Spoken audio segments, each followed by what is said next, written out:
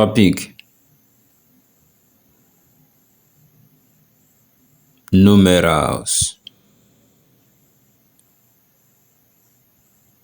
A numeral is a symbol or group of symbols used to represent a number, just as letters represent words. Numerals represent numbers. There are two major types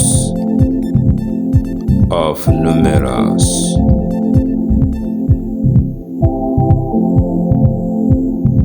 They are: 1. Hindu-Arabic numerals, also called Arabic numerals. They are the numerals we use every day. They include numbers 0, 1, 2, 3, 4, 5, 6, 7, 8, 9. The digits 0 to 9 form the basis for forming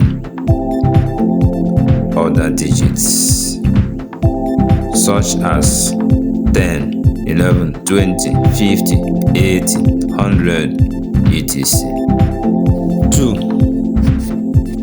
Roman numerals. They are numerals developed by ancient Romans. It uses letters of the alphabet to represent numbers. The letters include I1, V5, X10, L50, C 100, D 500, M 1000. These Roman numerals